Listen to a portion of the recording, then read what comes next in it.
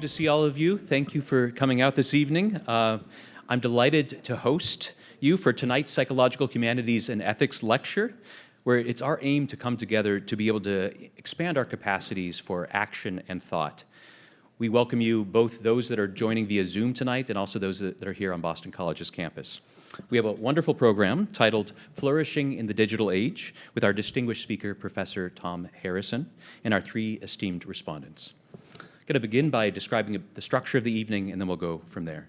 I'll be introducing Professor Harrison, and then he'll spend a good amount of the time presenting, and then we'll go over to our respondents, who will give us brief remarks, and then if there's still time, the hope is that we can have some good engagement between them and then also with all of you in the audience. Let me just start us off with a few little remarks. The Catholic French philosopher Simone Weil said that attention is the rarest and purest form of generosity. And yet, it feels as though attention is the very thing that is most under attack in contemporary life. It is monetized and mined, splitting subjective life into many fragmentary forms.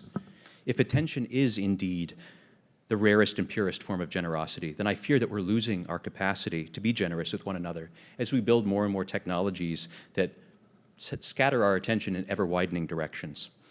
David Brooks, actually, in a recent article, How America Got Mean, great title, draws from the work of Iris Murdoch and states, for her, the essential moral act is casting a just and loving attention on other people.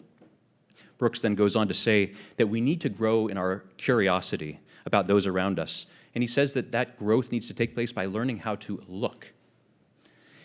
And yet, although proliferating digital spaces gives us more and more ability to look in more places, why does it feel as though it's not cultivating more in the way of generosity? Indeed, in these digital environments, it seems as though curiosity often mutates into voyeurism very quickly. Empathy distorts into vicarity quite rapidly. Now listen, I'm already starting this program with a bit of a negative skew on digital spaces, and I know that's absolutely not the point. It's actually the very reason I'm excited about the program tonight. I look forward to hearing your talk because so many people are sounding the alarms right now about the danger of digital space and all the ways in which we're so virtually linked and what that's doing. But the truth is we're already in the deep end of this. And it's not about to change. We need creative and imaginative voices who can guide us towards constructive ideas regarding how to live human life in this digital age. So your work in this area is, I think, quite critical to the conversations that need to be happening. We're delighted you're here, bringing us into that reflection. So now I'll move into a proper introduction. Professor Tom Harrison is the Deputy Pro-Vice Chancellor for Education Innovation at the University of Birmingham. He is also the recently named Director of the Jubilee Center for Character and Virtues, where he's been a core team member for the last 2 decades. Tom is a HEA Principal Fellow, National Teaching Fellow, and Secretary and Trustee for the Society for Educational Studies. His specialist interests are innovation and education, character education, and digital wisdom. Tom researches, publishes, and gives presentations in the UK and internationally on these topics, as well as developing resources and training programs for schools, voluntary sector, and other organizations. His most recent book, Thrive, How to Cultivate Character So Your Children Can Flourish Online, won the IFFD Global Award. Our first respondent will be Professor Richard Carney, who holds the Charles B. Selig Chair of Philosophy here at Boston College and is one of our simply beloved faculty members.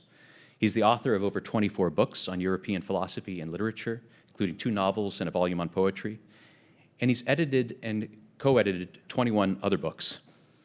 As a public intellectual in Ireland, he was involved in drafting a number of proposals for a Northern Irish peace agreement. Richard has written recently about our relationship to technology and embodiment in his book Touch and also in a New York Times column.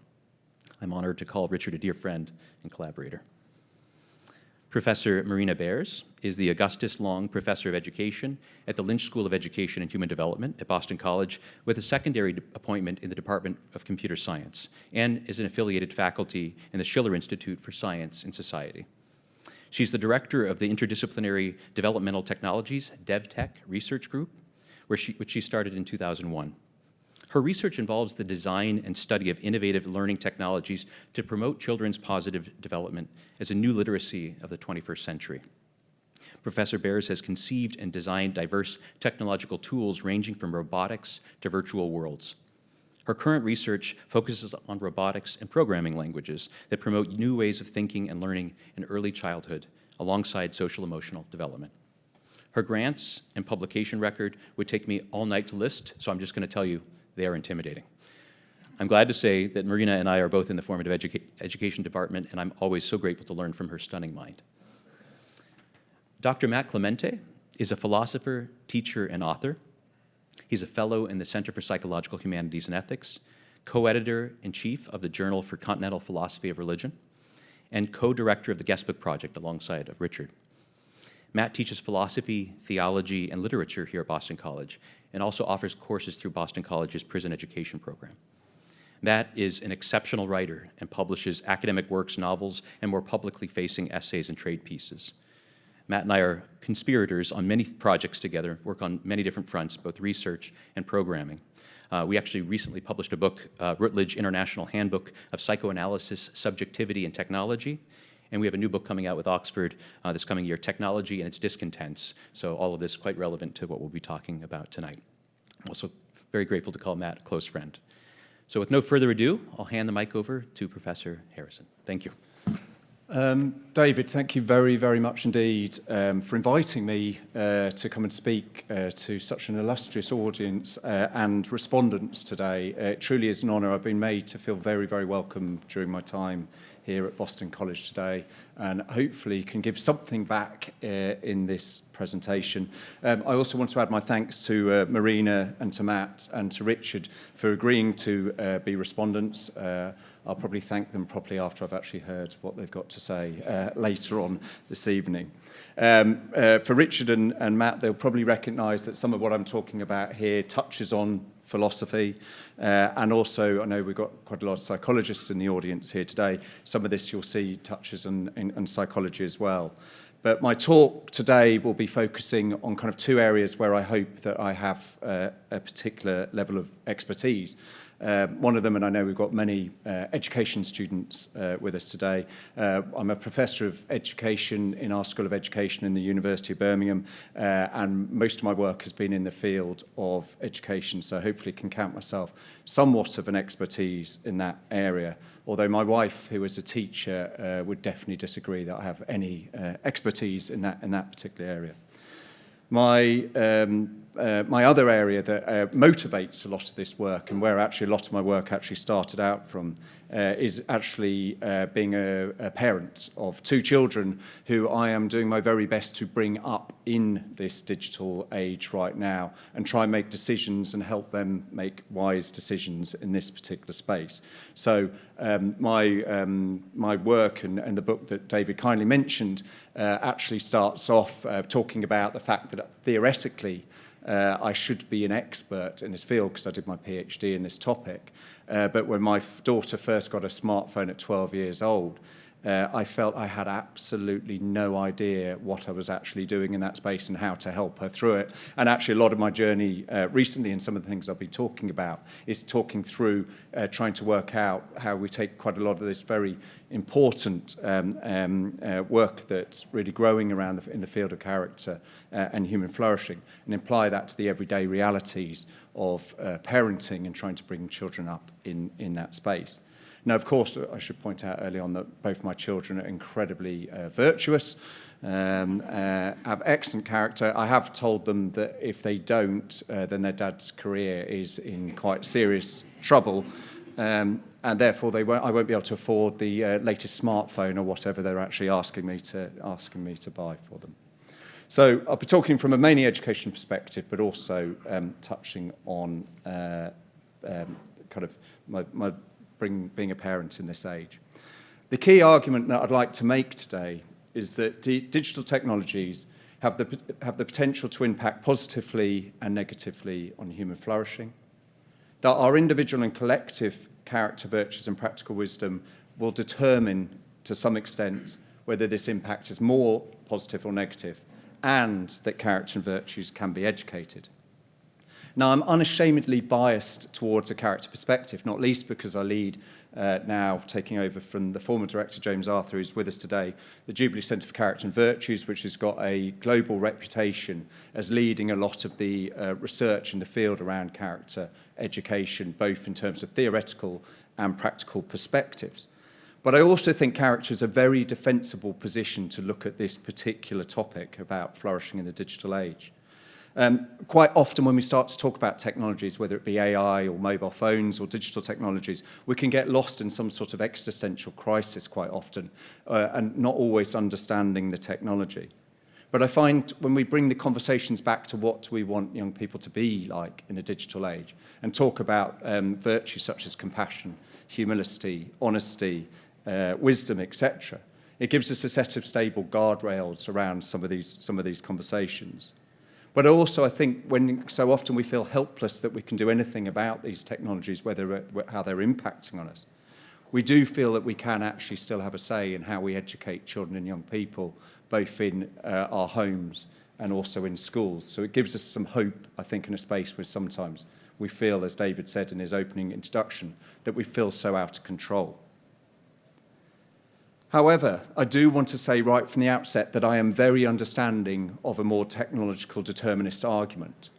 Jacques Ellul, who was a French philosopher, but many others since and before, have presented a very, very deterministic argument around technology, saying that the machine, as it says here, modifies our very existence. That actually technology is built in a way that is changing society in ways that are often for ill. And clearly, Silicon Valley would not be employing psychologists, paying thousands and thousands and thousands of pounds for psychologists to do exactly that, to try and determine our behaviour and get us to keep our attention, etc. So I fully understand the determinist argument, and clearly technology has shaped us. But the argument I'd like to make here is that a lot of how that's shaping does actually depend on our own virtues and character, as well as the character and virtues of those people making the technology. Before I get into the main argument, I just want to start by making a couple of conceptual kind of clarifications around the key areas within my topic. By what I mean by the digital age, for the purpose of this talk, I'm really just using a very catch-all term for everything from where kind of technology moved from analog to digital, i.e. communicating in waves through communicating in ones and zeros. And that so much has happened, as we can imagine, in just the last 20 years. The smartphone has been invented.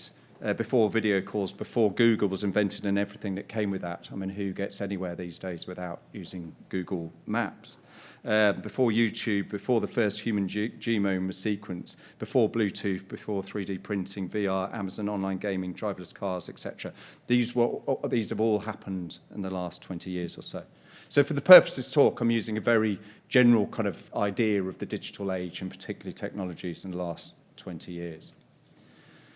Now, just as challenging to define is this concept or idea of human flourishing that my colleague here, Christian Christensen, who's with us, has really talked about it being a flourishing bandwagon. In many ways, this has been a good and a challenging time for those working in flourishing, because who are excited that there's a topic that is uniting the arts, the sciences and social sciences, but also perhaps dividing them in terms of how we conceptualise and look at this.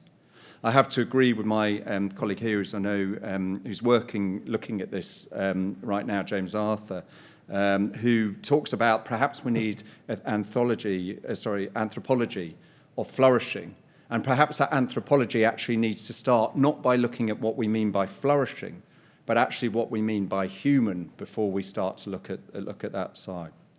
Now, I don't have time here, or indeed the expertise, to really get into depth with that. But I do want to pull out perhaps just a few areas which I think is important for this talk when we think about what it means to flourish in the digital age. Going back to what could be considered the father of flourishing, Aristotle, he talks about flourishing as the purpose of life, the natural end to our individual and collective actions and endeavours. And Aristotle very, I think, clearly and importantly states that flourishing cannot be just determined in terms of pure pleasure, wealth, or social status.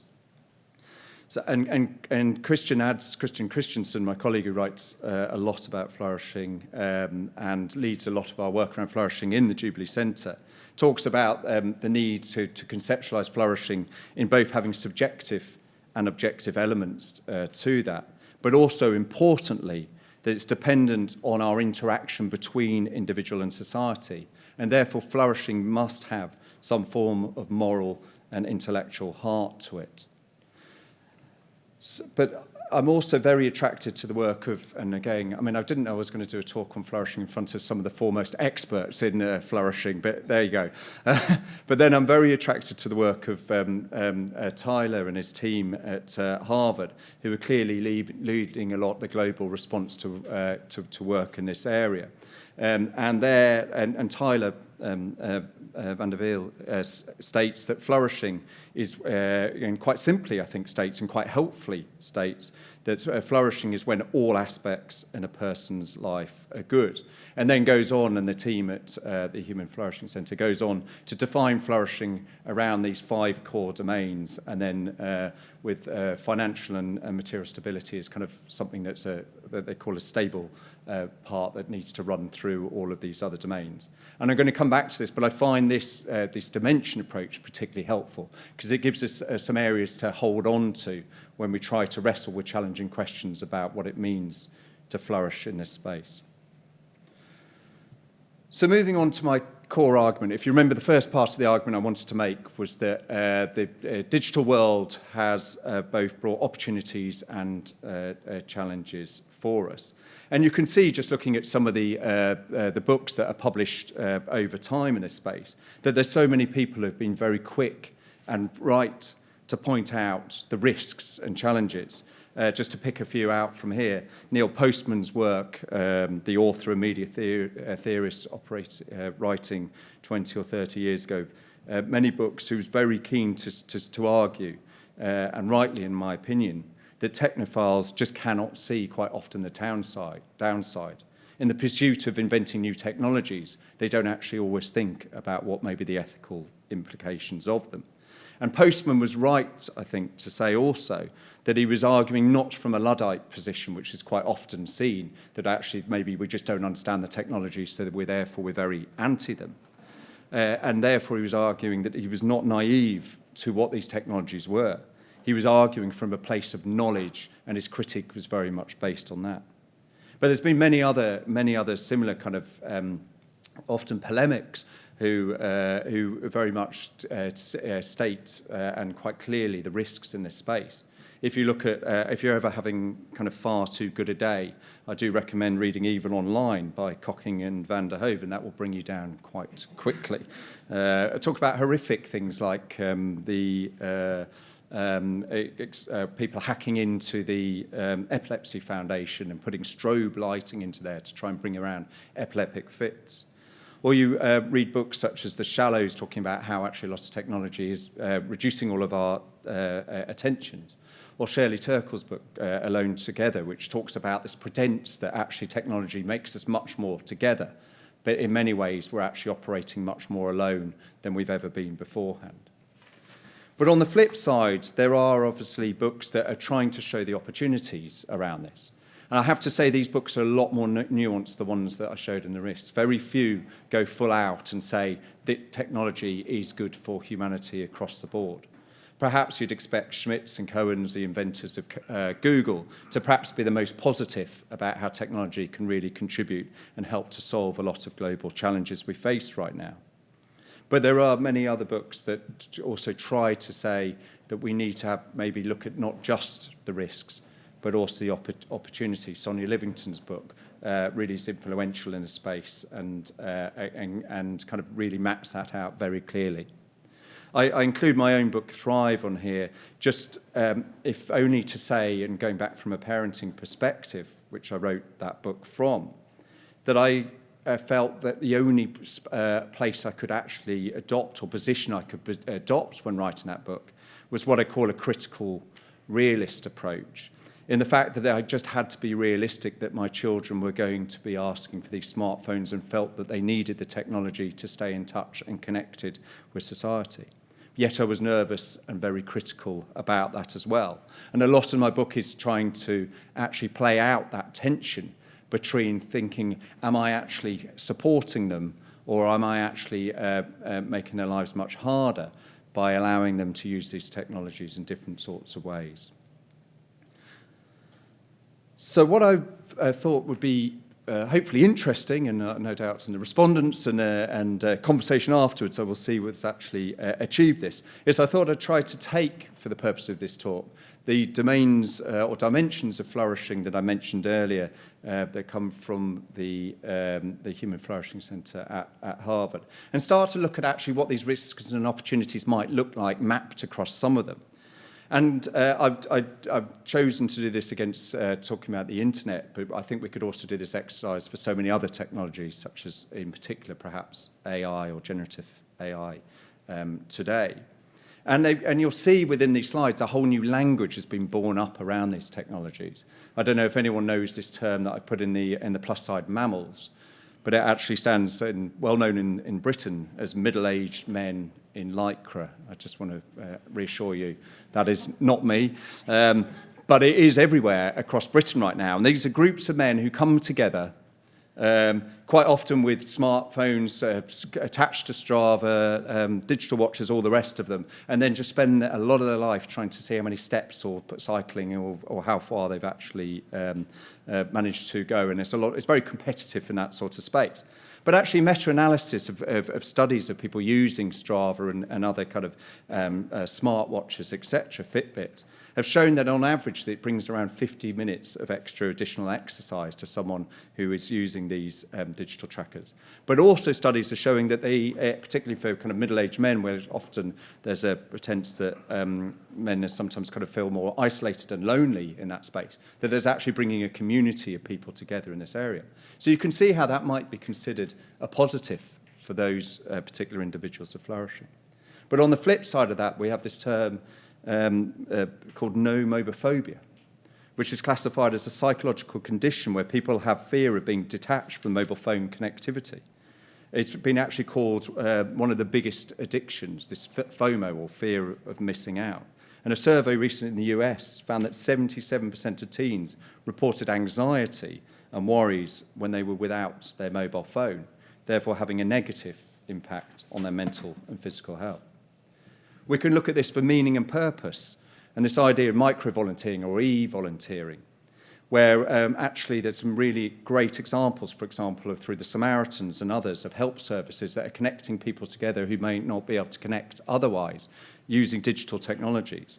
I came across one recently called Be My Eyes, which connects blind and low vision people with sighted volunteers through live video calls to support. That sort of support volunteering could not have happened without technology help. And you can see the double benefit in there, both for the benefactor and the beneficiary in that space. But on the flip side of that, you could look at what's pejoratively called click activism, whereas critics such as Uni Megravov and Mika White just talk about this so much of activism that happens in these digital spaces is easy and lazy, often largely ineffectual, they say. It's a disengagement from actually more traditional forms of collective engagement, and they give a moral justification for doing participation in these sorts of spaces. But again, Merivov and White would say that it's actually just a form of virtue signalling without actually needing to properly engage with the issue. There's no pain or real investment in perhaps clicking on causes that you think are right. In the financial and material stability, creator economy or gig economy, as it's often called, think Uber, Just Eat, etc., which Goldman Sachs has estimated could actually reach nearly 500 billion by 2027 contribution to the economy. This has been shown in studies. For example, Berger and his colleagues at Oxford University recently did a study with Uber drivers in London. And they found that often Uber drivers are at the lower income distribution in London, but on average report much higher levels of satisfaction than other workers. And certainly you're talking about this objective and subjective kind of form of flourishing or happiness, but certainly subjectively they report greater happiness through a sense of autonomy they gain from this, a work-life balance, a rewarding their own creativity, and bringing in meaning and purpose, being valued, getting value from those sorts of benefits that it gain. And this is perhaps pushed even further since the pandemic, whereas a UK Labour Trends survey recently found that 47% of respondents stated they're more willing to put family and personal life over work than they did before the pandemic, and technology has allowed them to do that more than ever before. But on the flip side, it's clickbait, and this feeling that actually, rather than giving us freedom, we're just actually even more pawns in the hands of a very few rich tech tycoons. And it's all just about how many clicks for cash that we can get. And this is a growth of over-sensationalized stories, or fake news as it's often called, to try to actually get more eyeballs and more of our attention in that space. And the happiness and life satisfaction, and this is probably the one that I was most hesitant about putting in any sort of positive box here. But a study in France, this idea of likes, I don't actually use social media, but I know likes is a big thing in social media, or synonyms of that word, where you kind of like and you share stories with people. Whereas this a study in France found a positive relationship between receiving a large number of likes and the level of self-reported life satisfaction. It found that sharing, connection, and positive affirmation and feedback made people feel that they were flourishing more in that space. The reason I'm most hesitant about putting this here, because on the other side, it's clear that actually a lot of this likes could be just seen as a project of control without even thinking about data harvesting and the issues around kind of attention for eyeballs and etc. that I've already mentioned. But on the flip side, doom scrolling, which is well known now as a constant stream of negative information about crises and disasters that we're constantly bombarded with throughout our lives as we scroll through screens. And many studies are beginning to show this idea of doom scrolling is leading to much worse mental health and increased anxiety, stress, and just feeling that life is not good anymore. And finally, close social relationships. Again, this idea that perhaps this technology does allow us to stay more in touch with friends and family. It's a positive I have when I travel, that I can text my children and hear from them in ways that I wouldn't have been able to do several years ago. A great study, which I really like, by Cotton et al., who talk about technology being brought into care homes and actually reducing loneliness in those spaces, because the internet has been able to allow families to speak through these technologies, which may not have been certainly possible during the COVID pandemic. Or this idea of find your tribe online, where children who perhaps feel alienated at school are able to connect with people from indeed across the world right now on their hobbies and find kind of friendship through those spaces. But the negative, and this is probably what we hear more about than anything else, is this idea of trolls or cyberbullying, which is very, very prevalent in so many countries around the world. What's interesting about research in this area is that because so much of these technologies are very similar and a lot of the apps are similar across the world, a lot of the studies show up very similar rates in these sorts of areas. And this, and we hear about this so much, is leading to a kind of a real concerns around increased polarizations, echo chambers, and to quote what James often says, James Arthur, is we're losing the art to disagree agreeably so much within these spaces. And yet, despite this picture, and you probably will have your own perspective on which side of the plus or the negative you think here, and yet most of us seem to still get on okay most of the time. And perhaps in my analysis here and many of our analysis here, we seem to focus much more on the technology than perhaps our own humanity and us as users of this technology. And for those of you who are paying attention, which I'm assuming is all of you, will have noticed I haven't included the sixth domain of the sixth dimension of the Human Flourishing Programme's model, which is character and virtue. And the argument I'd like to make, perhaps oversimplified, and certainly probably with not enough nuance at all, but hopefully will serve a purpose to some extent here, is that actually character virtues is perhaps some of the things that we need to get us as individual users of this technology and help our children in this space to move from the negative to the positive. So temperance, which may be defined as moderation or self-restraint, may be helping our children to know when is the time to put their phone away, or indeed ourselves when is the time to put a phone away.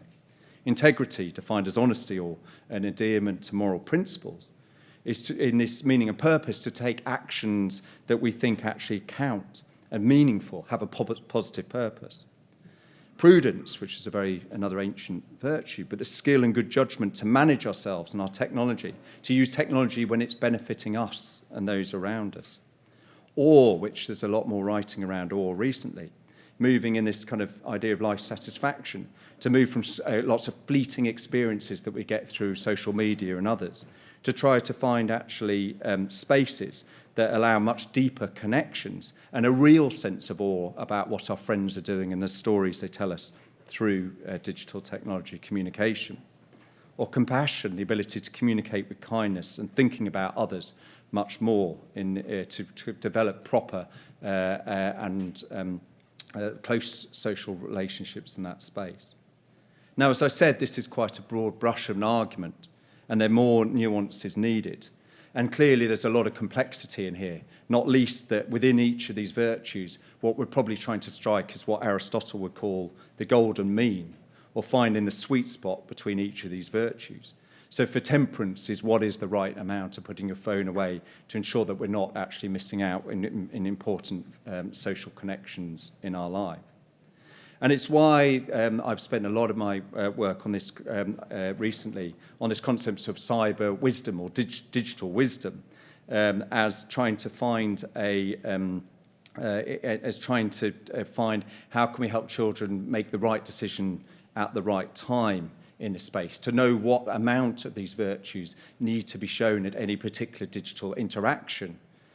And indeed, also, when quite often these virtues may actually clash. If I think about the kind of quite classic example, but it comes up in my family quite a lot, between when my daughter, I'm asking her to report to me honestly about what's happened in her digital life, but then may feel loyalty to her friends and the others that she communicates in that particular space. And she's having to use a form of digital wisdom to think about what is the right decision and the right virtue and the right amount to show in that particular time. And it's perhaps not surprising, well, it was surprising, but perhaps not surprising when we did a recent study at the Jubilee Centre, where we asked both parents and 11 to 14-year-olds to say which virtues, which human qualities they thought were most important to help children grow up in this digital age. And we gave them 2 moral, 2 civic, 2 performance, and 2 intellectual virtues. And actually wisdom was in the top 2 qualities chosen by parents, 68% put it in the top 2. And 38% of children, 14 to 16-year-olds, put it in the top 2, but it was still at the top of both parents and 14-year-olds' most desirable or most important virtue they thought to help children live in this space, which gave us hope for the work that we've been trying to do around this. So I'm going to go on and start, because I've made an argument that in the digital age has positive and negatives for digital flourishing, and I've started to make the argument that I think character is and character education, some of the arguments of this, and I will be speaking about some of the work we're doing around that final part of the argument about education for character and how that might look in this digital space. But just before I want to go on to there, I just want to say what a lot of that work that we're doing at the Jubilee Centre, and indeed my own research, is trying to argue around how we may find a very good basis for character and character education in the moral theory of virtue ethics, as discrete from the other very well-known moral theories, deontology and consequentialism.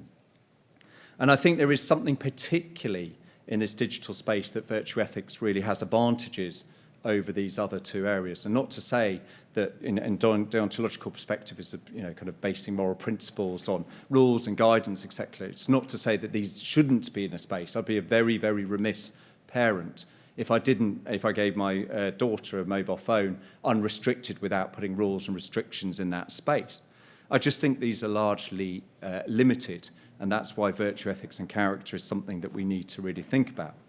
If we think about limitations of a deontological perspective to kind of both parenting but also trying to manage these digital arenas that our children play in.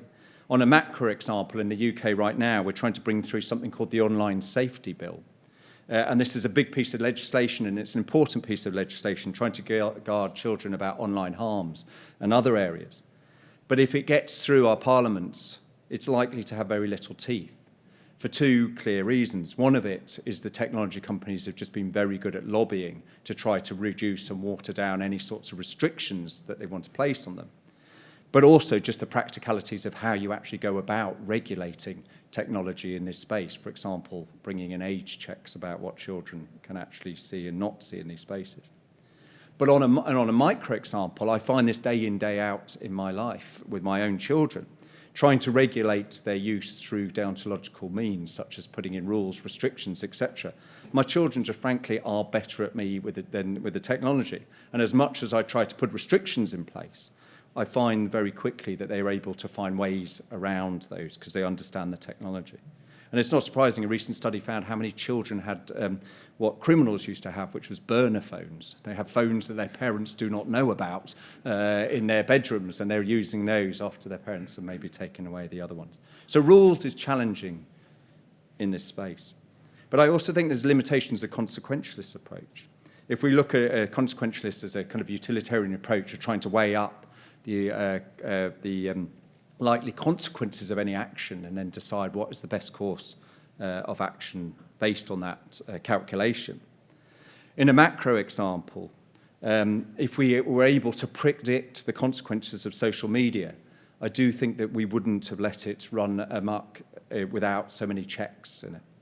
But again, on a micro example, my own research and others have shown there's often this idea of kind of, I've termed it accidental cyberbullying, which is bullying undertaken by children who probably don't realise that are actually causing harm and hurt, or probably actually don't always realise the consequences of when they're sharing pictures with their friends that perhaps they don't need to be shared, or don't understand the consequences of how a digital piece of communication that they're saying today could end up being seen by their employers in however many years' time, because it's staying with them in their digital legacy all the way through. And many of the children in my own studies and others reported that they were really shocked and surprised when they realised a text or a TikTok post, etc., had actually upset or hurt other people because they hadn't been able to realise the consequence of their action. So often the problems around this is because actually children are faced with technology where they can make very, very quick decisions, and it's always on and it's always around, and there's not always enough time to think through what those consequences may be. Which is why virtue ethics, I think, has its appeal in this space, because it actually does relate a lot to children's own experiences. When in my own research, children and my own children are very, very quick to tell me about a lack of compassion or honesty, etc. online. It's things they want to talk about. The situational, or the often critique of virtue ethics, that it's situational, it doesn't actually give us rules to what to do in these spaces, I think is actually an advantage as well. Because given the quick changing nature of technology, that a blunt tool, it just really doesn't work. When the question is asked, what should I do in this situation, we're not turning to a rule. The answer for me, for my own children, is that I want them to take the action that is going to bring about the most courage or compassion or humble or whatever it may be in that space.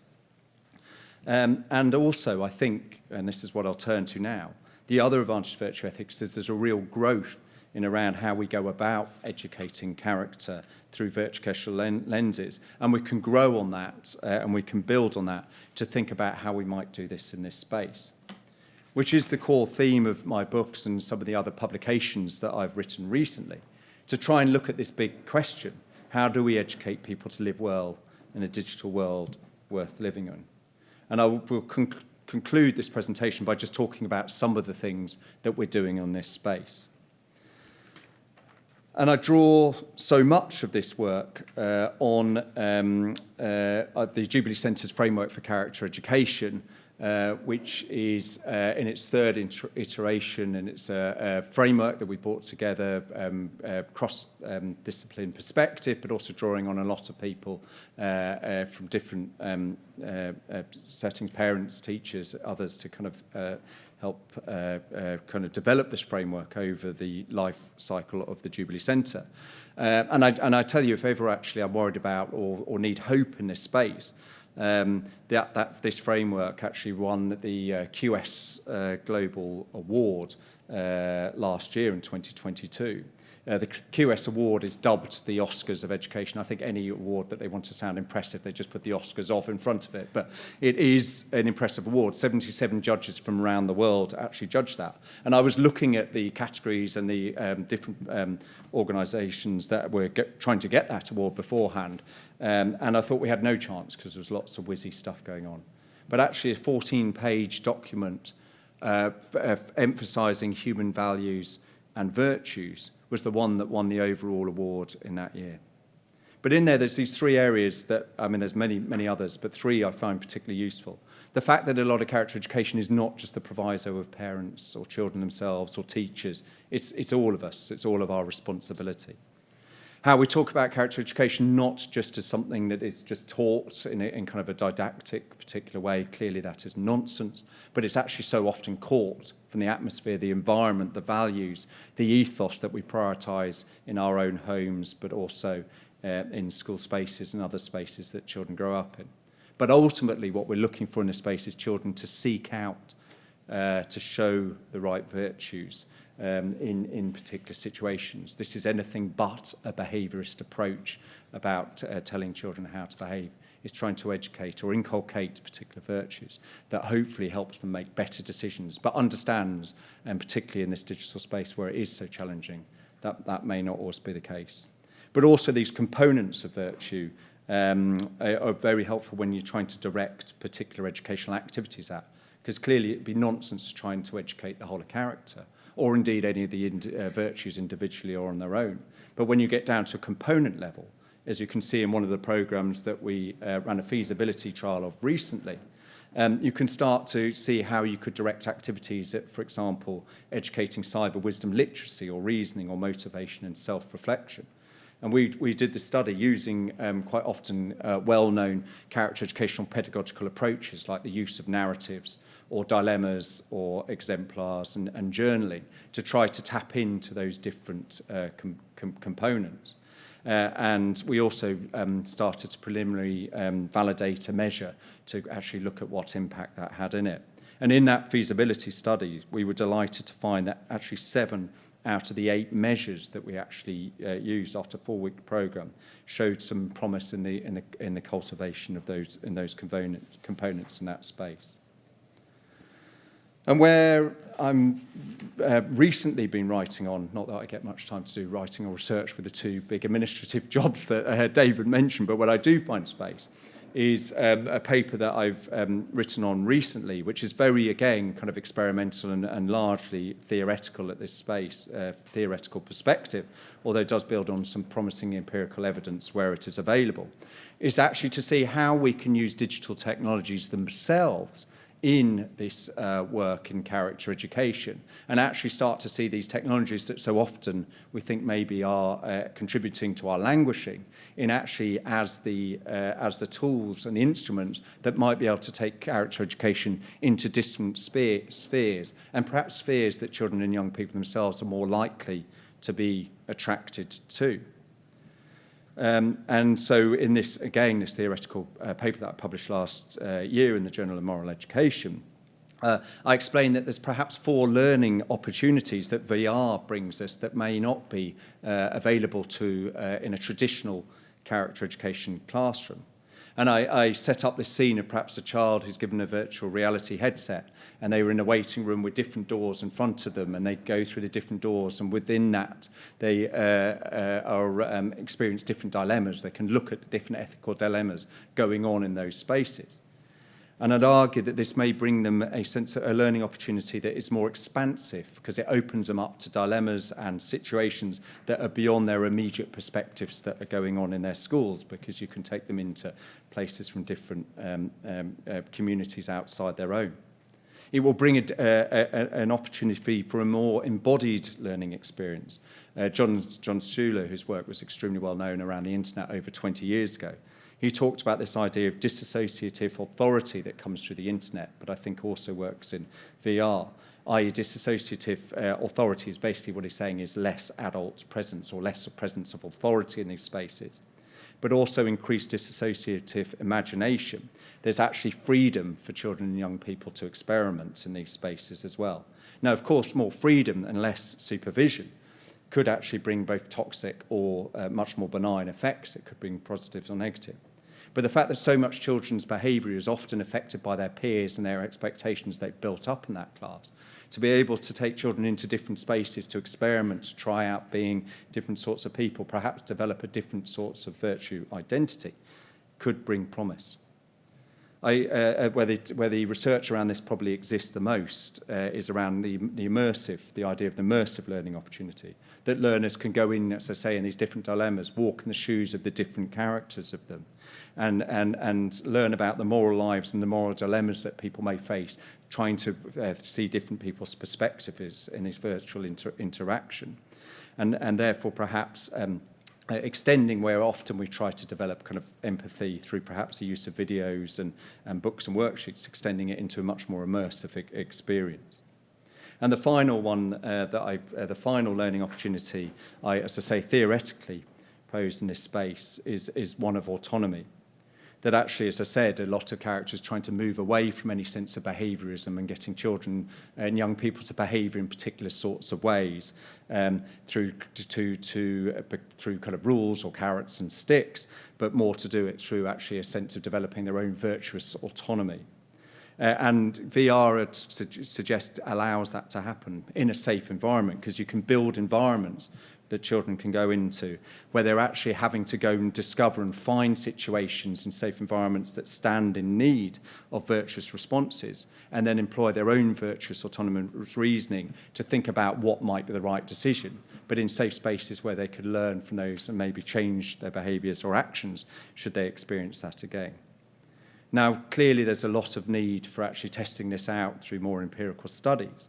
But I think this offers promise, and not just for schooling education where you can take children into spaces outside of the classroom, but also huge implications for professional education, where so many doctors, teachers, nurses, etc., are going to be faced with dilemmas in their everyday life, and within a professional learning environment could use VR to perhaps experience some of these. So I'm going to conclude by just saying a final kind of comments around challenges, because I do not want to be presenting too positive a picture around both the challenges that the digital age presents us and the human race, but also that this can be fixed through different forms of kind of character education alone. Clearly, the tech companies have a big responsibility, and my call for character is not a call to let the tech companies off. They must be doing more, because the Google tag was actually, when it first founded, was "Don't be evil." But very few people would argue that these technologies have actually done anything but actually brought a lot of these challenges into the world that so many of us as parents and educators are having to deal with day in, day out. Many of them have put profit well before users' well-being.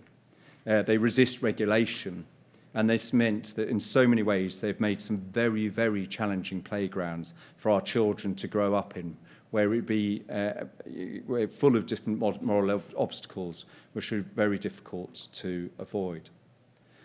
The second big challenge is that research, not surprisingly, is so far behind the curve of where we actually need it to be. We get an illusion that we can get so much big data and understand big data because we can collect so much of this big data. But there's, famous studies have shown you can run this big data in many different ways and get different headline-worthy results, such as a study in Oxford that showed that either screen time was beneficial for mental health or indeed not so. So it's very hard for us to find, and obviously very few longitudinal studies of any kind of real validity that actually helps policymakers or educators know really what we should be doing in this space. And finally, where I've spent a lot of my years recently is in schools on what might be seen as the front end of this battle to try and help our children grow up with wisdom and character and virtue in these spaces. And I classify or name what they're perhaps trying to contend with here as shooting in the dark because they just don't know what needs to be done, while trying to hit a moving target because the technology keeps changing or the different apps keep changing. And it's therefore not surprising that very few schools I've visited or read about do what might be called digital citizenship education well. Quite often, this citizenship education is reactionary. Something goes wrong in the school, an instance of sexting or cyberbullying, and then a rush of communication goes out or an assembly. There's no real proper curriculum time given over to this. If anything, it's lumped together with subjects that don't always get proper status that they deserve in the subject. There's very few or poor resources, and those often are out of date, although there are some exceptions to the work that Common Sense Media do over here and others is very good in this space, but the resources are often poor. And the teacher training is also poor as well, and is rarely ever covered in any preliminary or post-teacher education or continuing professional education. So clearly those are challenges that we may come on to in the responses and questions. But I want to conclude by saying, hopefully I've shown at least or opened some minds to some promising theoretical way to deal with these kind of emerging and continuing challenges in this area. And some hope that a focus on character education that is very much germane to the issues and concerns that we face ourselves in the digital age offers somewhat of a hope that we can further human flourishing of both our children but also the generations to come. So thank you very much.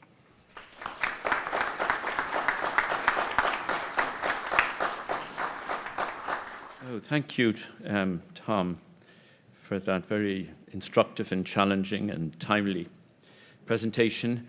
I will offer some very brief remarks, confining myself really to the term digital, which of course, as you all know, can mean two things.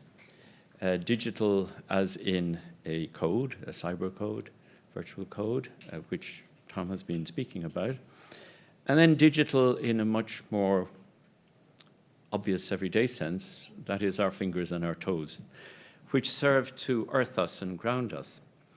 And I think the real challenge is, as I pick it up from Tony, what he says about the cyber and the embodied, and his reference to Aristotle and virtue, ethics, and flourishing, is how do we combine both? How do we combine practical wisdom, phronesis, as Aristotle mentioned it, and digital wisdom?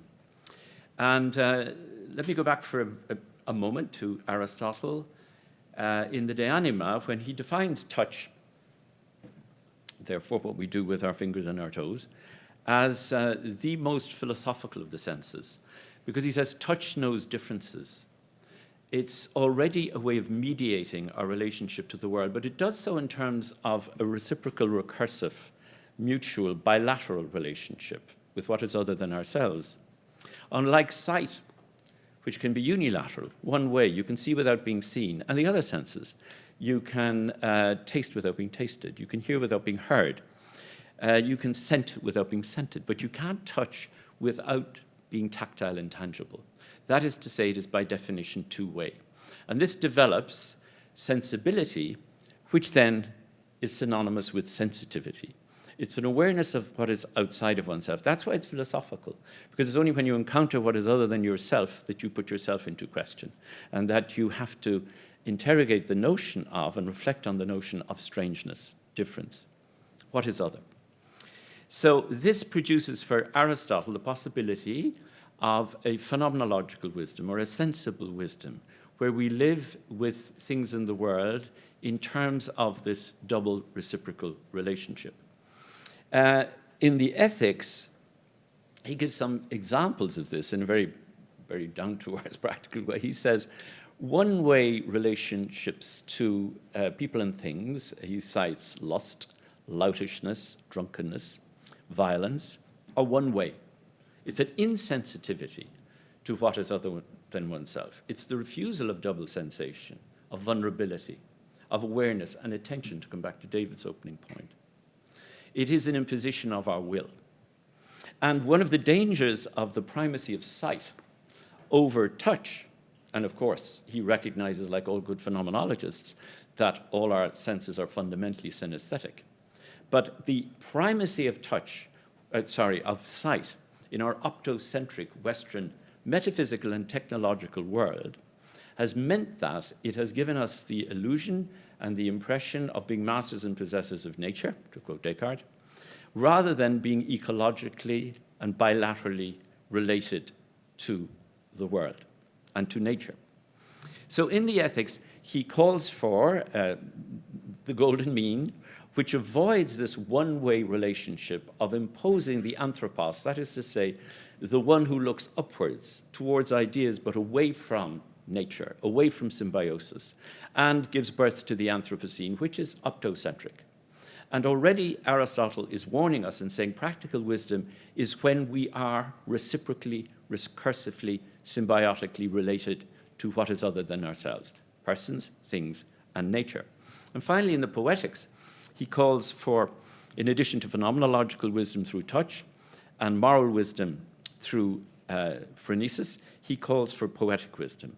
And that is captured in his notion of catharsis, which is pity and fear, the drives, our felt embodied experience in the relationship of art, enables us to turn pity into compassion and fear into serenity. So what is catharsis? It's the purging, the distillation, the transfiguration of pity and fear, our two most basic drives. What Freud later will call, 2,000 years later, eros and thanatos, our two basic drives. So it is in the felt, tactile, haptic relationship of art, of aesthesis, which means sensation, sensibility, that we develop good citizenship. So I suppose my question is this: how do we challenge the optocentric nature of our digital technology while acknowledging all the promising and beneficial potential that Tom has wisely underlined? How do we combine a commons of communication, of cyber codes, and there is no doubt about it, it does interconnect us in many ways with the world out there over time and space. How do we combine that commons of the code with the commons of the body? And I'll just give three quick final examples, maybe for discussion, but in the book Touch that David mentioned, in a concluding chapter, I look at how in the digital world itself, in our digital age, so many art forms, particularly in video and movies, but also even in gaming, there is a critique of the optocentric world by these virtual digital works of art. Some of the examples I cite, and I'm sure they'll be familiar to some of you, are the movies Ex Machina, Her, Don John, which raises the whole question of pornography, Westworld, which was such an extraordinarily popular series with the younger generations. In my classes on philosophy of imagination, 50% of the papers were on Westworld. And more recently, we have Barbie. But all of these films within the digital world are putting into question the domination of sight over touch, the domination of the optical over the haptical, of one-way relations over two-way reciprocal mutual relations. And that seems to me to be itself symptomatic and expressive of a touch hunger, one that we were all reminded of again, incidentally, as you all know, during the pandemic, when we realized how important touch was when we were deprived of touch. As Joni Mitchell famously sang, you don't know what you've got till it's gone. And when it was gone, we knew just how important and fundamental touch was and is. And it was interesting that in the media labs here in Boston, and Boston is famous for media labs, both the Media Lab in MIT, but also the Media Labs in Brookline. They were experimenting more and more in digital communications, which could perhaps somehow include the haptic and the tactile.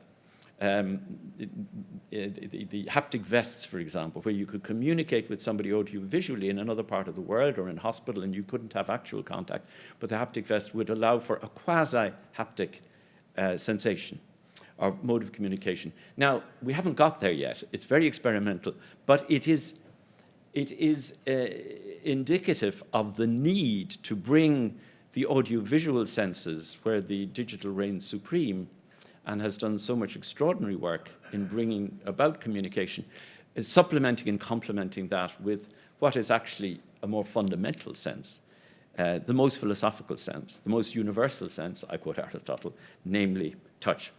And finally, I don't want to go beyond my 5 minutes, in this attempt to bring together the commons of the tactile body and the commons of the cyber code, to bring about a marriage of practical wisdom, Aristotle, virtue, ethics, flourishing, with digital wisdom, as outlined by Tom. In our own modest way here in Boston College, we've developed a project, non-profit, called the Guestbook Project, which David and Matt are very involved in, and which has been presided over by our provost, David Quigley, where we have been engaged for the last 10 years in developing with young people in divided communities throughout the world, Northern Ireland, South Africa, Bosnia, Asia, modes of narrative digital storytelling, where two young people from divided communities come together, tell their story to each other, and then exchange their stories. And this is done digitally, which allows for a certain vicarious identification with the other, form of Aristotelian catharsis, which wouldn't be allowed for, at the coalface of enmity and violence in these divided communities, radically, violently divided communities. But in each case, and if I had time, I would love to show you some of these movies, and the results of these exchanged digital narratives, there was always a call for the haptic, for the tactile. There was a recognition you can't just have digital reconciliation through narrative exchange of memories, of identities, without some element of felt, embodied, cathartic, tactile communication. And that's the challenge. It's not the either or, it's the both and. And I think we've made extraordinary advances in digital technology as a cyber code of communication, but we still have to make up that second step of haptic and tactile communication. So with those few remarks, I will pass on to my colleagues, and hopefully we can raise some of these questions in discussion afterwards. Thank you.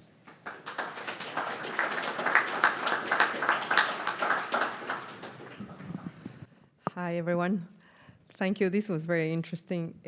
Tony, I was particularly pleased to see that you're focusing on both the negative and the positive, and that you asked the question about how can character education have room in schools, right? And so as a designer of technology, as a computer scientist who actually went to the MIT Media Lab, and that's where I got my PhD, and I can say that back in 1995, we already had haptic systems. So my office mate actually was developing one of those suits that you're talking, 1995. Technology, it's old, right? It just hasn't made it to society. And the question is what? Wearables technologies, 1996, everyone in the lab was wearing them. So the question is not a question about technology. We know how to do those things. We can do them in a cheap way. It's a question of flourishing, right? And so, which is a lot harder. And I, as a designer and as a computer scientist, I struggle with the question of flourishing, right? Because flourishing, it's something that happens in nature, right? And we think, as designers, we think about the artificial world. And in the artificial world, we think about shaping things. And we think about, sometimes we don't use the word formation, but it is, how do we give shape? How do we purposefully and intentionally design something?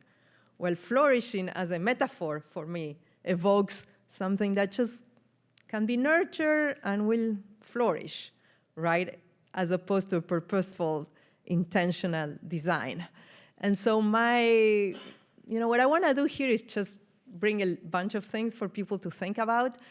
And so this idea of digital wisdom, which seems that, wisdom happens through experience, right? And I'm not a philosopher, right? I'm a computer scientist. Versus digital formation, understanding formation as something that gives, someone that gives shape. I came to Boston College because they were creating a new department of formative education. So I was at Tufts for 21 years after I did my PhD at the Media Lab.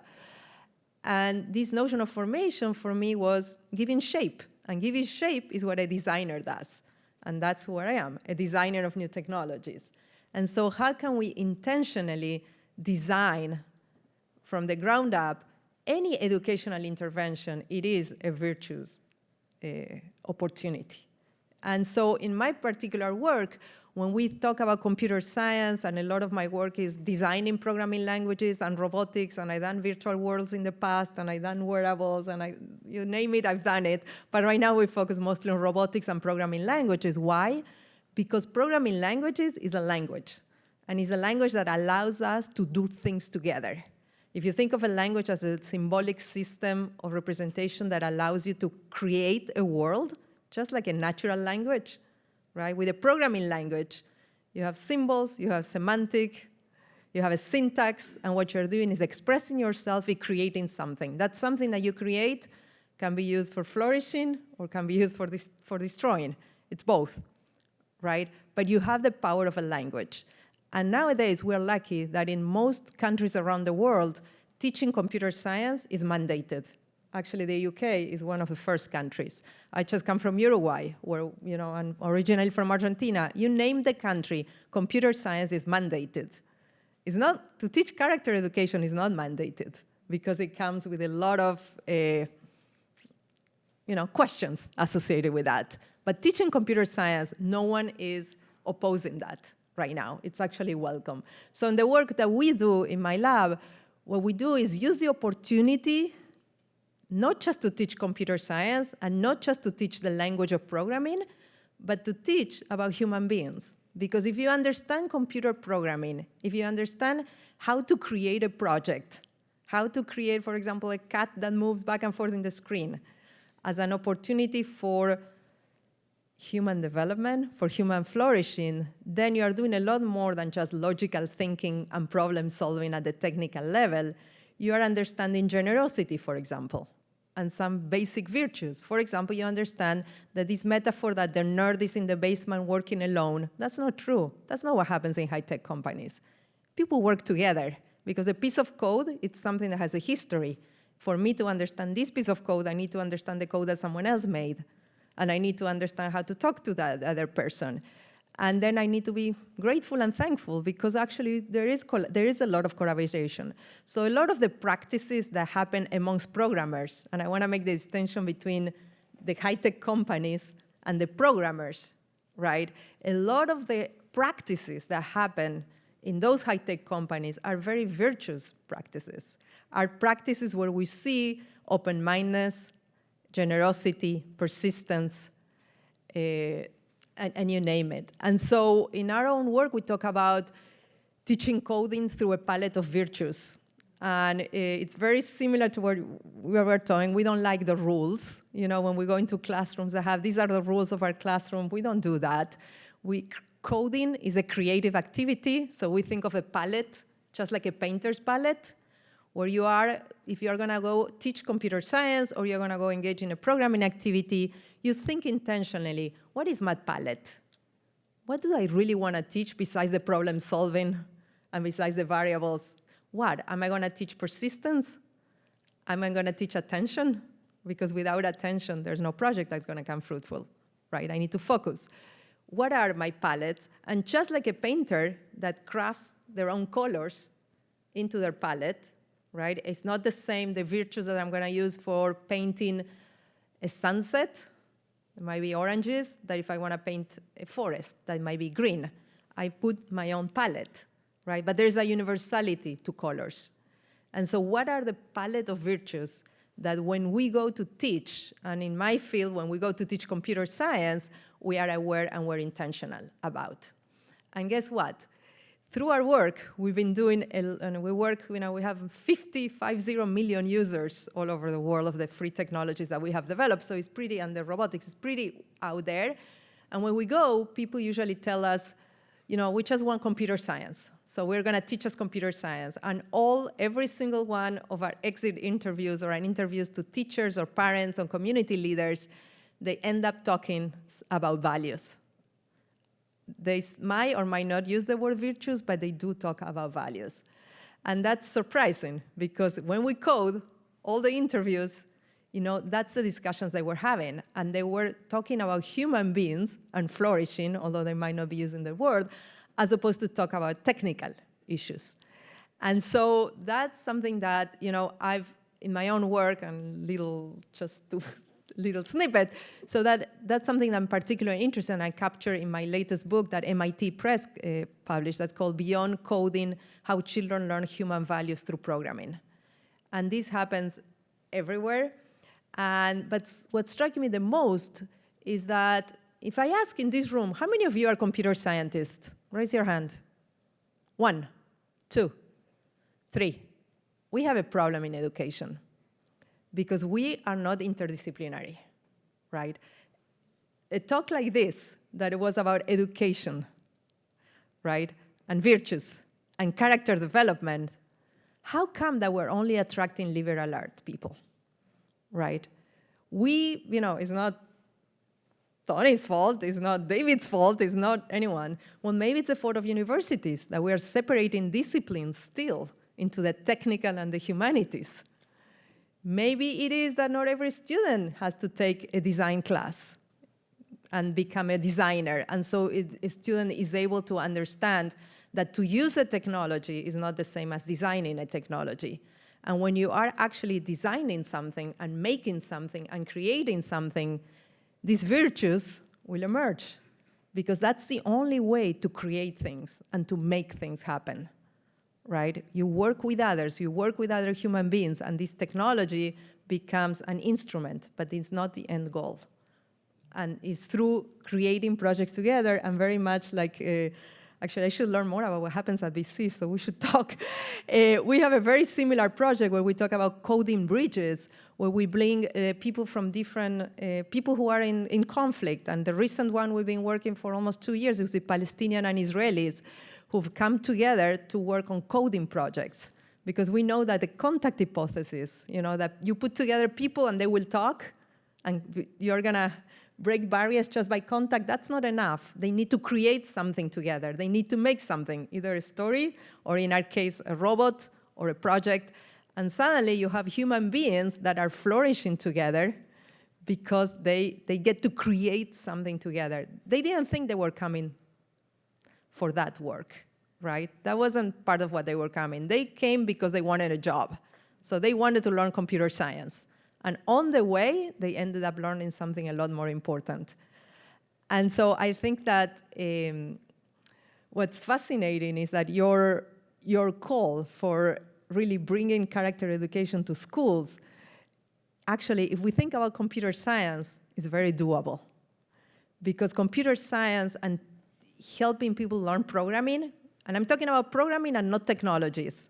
See the distinction? Programming is the language that allows any technology to be created, right? All the technologies you mentioned, it's just literacy. It's the new literacy. Programming is the new literacy, right? I learn how to use a language to create, to express, to make something. That something can be anything. And that's the language of programming. And it can be through haptics, or through cubes, like, for example, some of my robots, or through a screen. Doesn't matter the medium, but it's the language. It's the language of coding. Java, C++, Scratch Junior, you call it, doesn't matter. It's ways of thinking.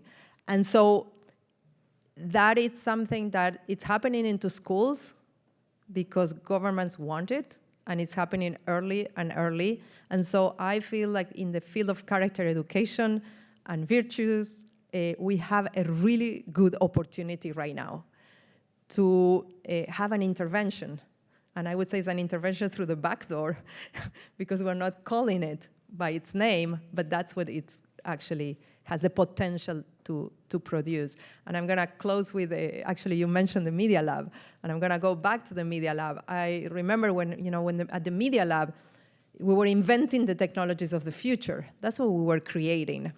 And people asked to Nicolas Negroponte, who created the Media Lab, why did you create your own department? And why didn't you just put the Media Lab in the computer science department? And he said, well, because if I put it in the computer science department, I'm going to be limited by the kind of technologies we can imagine, right? And this is 80s. And so the same thing about character education. Does it only belong to the moral or the civics classroom or the liberal arts classroom? No, right? We are limiting the potential. And so my hope is that next time, Tony, you come here, we'll have lots of computer science students sitting here so they can be reflecting about their own practices and their own ways of doing things and how virtue comes into the picture here.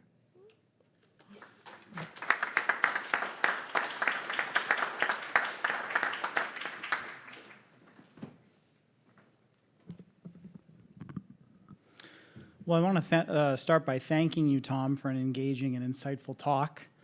I couldn't agree more that the question of how digital technology is shaping young learners is among the most pressing issues, not just for character education, but as you, I think, really astutely pointed out, for any of us who have children. I was recently at a Boston College basketball game, and sitting in front of me, I was there with two of my sons, sitting in front of us was a group of high school students. And predictably, these students spent the entire game on their phones. They were so fixated on the screens that they paid almost no attention to BC's nail-biting win, which was actually pretty devastating because the game was really tight. We beat Miami in the last minute of the game, so to miss it because you're so focused on your phone felt to me like a big loss. Feeling old and kind of curmudgeonly, I was ready to condemn these young whippersnappers and their newfangled gadgets until I noticed that the devices weren't isolating them from one another, as I tend to think that digital technology does. David alluded in his opening remarks to a book that we're co-authoring, and it's kind of on how solipsistic a lot of technological advance can be, how it makes us kind of closed off to one another and the world around us. But this wasn't what I was observing. Rather, I was seeing the students become more expressive and more engaged with one another through the shared experience of looking at their devices. I started thinking about this, and I thought maybe it's similar to when you read a good book that a friend has read and you talk about it together, or you go to see a film together, or maybe you go to a museum and you have this work of art that's external to the two of you, and it draws you out of yourself. So rather than closing you off within yourself, as I kind of always imagined, the screen and the phone doing, it draws you out and you begin to have conversation, connect with others. Immediately, I was left with this kind of awareness of the deeply ambivalent nature of digital technology. Neither good nor bad, but always both. Tom, your list of the things that lead to flourishing kind of touched on this ambivalence that we feel toward technology, that it can be something that robs us of our attention. It can also be something that brings us together. Interestingly, this insight about the ambivalent nature of technology can be found as far back as Plato, who in the Phaedrus expresses a similar angst about the advent of the written word. Books, he suggests, seem to be tools invented for improving memory and making us wise. I mean, the academy is kind of predicated on this notion that even our proximity to books makes us smarter. Bookishness is a kind of a code word for intelligence. And so we have this kind of view, and yet Plato warns that literacy has the potential to, quote, introduce forgetfulness into the souls of those who learn it. They will not practice using their memory because they put their trust in writing, which is external and depends on signs that belong to others instead of trying to remember on their own. Plato, of course, grew up in a culture that really fostered memorization. He had Homer memorized. So to him, it was kind of a concern that these texts we become dependent upon them. It's similar. Emerson makes a similar point in Self-Reliance in relation to maps. He says we become so reliant upon maps that we lose our capacity for navigating our way by, say, the stars. And I'm kind of a poster child for this because I live in my hometown that I grew up in. I cannot get around in my hometown without my GPS. I could get lost on streets that I grew up in, right? So to not be able to navigate our way anymore, it shows this kind of double nature of technological advance. On the one hand, it helps us. We can figure out where we're going. On the other hand, we lose our more natural capacities for things. Of course, Plato sounds the alarm about the dangerous nature of writing in writing, which suggests that perhaps books aren't wholly bad. And I'd like to say I don't think books are wholly bad. I think there's some benefits to books. I share this anecdote because Plato, like Aristotle, sees education as one of the essential ingredients of a life well lived. And as his commentary on writing makes clear, he's keenly aware of how technology impacts pedagogy. Yet, Tom, as you, I think, really rightly noted, education isn't something that can be compartmentalized or bracketed off from the rest of life. For Plato, we're being educated everywhere, at every moment. When we're reading books or we're attending a public lecture, but also when we're in the marketplace or the courtroom or the temple, or even when we're missing out on heart-pounding basketball action because we're just too glued to our smartphones. Education is happening then. Education then has as much to do with the culture we live in as the classrooms we learn in. It has to do with the stories we tell ourselves about ourselves, who and what we imagine ourselves to be. One of the anxieties that I have over the ubiquity of digital technology is that it will inadvertently contribute to a culture that treats human beings like machines, associating intelligence with artificial intelligence, meaning computing, and losing sight of the more human sides of our existence: literature, art, religion, ethics, friendship, community. This is why I'm so grateful for the work that you're doing at the Jubilee Center, Tom, and so excited to have you as a thought partner here tonight. Where you approach education from within, bringing virtue and character back into the classroom and into the home, we at the Center for Psychological Humanities and Ethics work to move the needle from without, attempting to shift the culture by influencing one of the greatest influencers of culture, psychology, toward more ethical and humanities-informed ends. Both of us are responding to the same issues. In fact, I think everyone here tonight can recognize a lot of the issues that you are pointing out. We recognize the need to reorient our understanding of the human person away from the reductive and often fatalistic views on offer today. Both of us want to see individuals, communities, families flourish. Our interventions may differ, but our ends are the same. This common purpose, I hope, will provide the catalyst for continued collaboration. I mean, that's up to you. I want it, so the offer's on the table. And I hope that if Plato can be trusted when he says that, quote, friends share all things in common, that tonight represents the start of a deep and fruitful friendship. Thank you very much.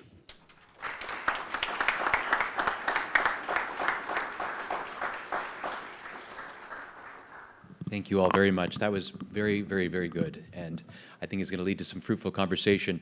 I'm looking at the time and realizing we have about 5 minutes left, and in fear of unleashing the audience with a wonderful deluge of brilliant questions, I'm wondering if you all want to say anything to each other, to respond. Tom, give you the first opportunity to respond, have a little conversation, and we're happy to stay around as well for conversation with audience members afterwards. So Tom, would you like an opportunity? Would any of the respondents want to respond to one another? What? I'm happy to say a couple of words in response, just in the themes that came out, perhaps strongly and particularly resonated with what I was saying. I mean, listening to Richard, my Dad was actually a philosopher from Ireland as well, so there was moments I was drifting off thinking I was back at home again. But there's clearly elements that you say that digital technology is moving in a space that perhaps is replicating through haptics and others a lot of the senses that we feel so important to our lives. But the question is, will we ever get to a place that actually human relationships mediated through digital technologies, are we always going to lose something in that particular space? And I pitch the idea of kind of virtual reality perhaps taking us in spaces that children can't go to otherwise, but perhaps could lose out from in other ways. Just briefly on Marina, what came out very strongly to me there is, it's not just computer science, it's every subject. I mean, it's, sports, maths, English, they are all spaces of character education. Character education cannot be just a class or a lesson or an add-on in any ways. It's through and within everything that we actually do. And I'm very heartened to hear computer science, where almost all of the students joining our university are trying to sign up for computer science courses right now, that the potential for character in there. And then just lastly, Matt, I think what you were saying early on about the importance for us to kind of listen and learn from children's own experiences and not always jump in and judge from our own maybe preconceptions of things is so important. And what I try to prioritise as much as possible in my own lives of children is try to play and learn alongside them. My son actually has got into gaming quite a lot, and I try and spend quite a lot of time in that space and learning alongside and experiencing from him. And what he'll tell me is that a lot of his learning, his social emotional learning and other spaces, is done mediated through those spaces because they are so much more interactive.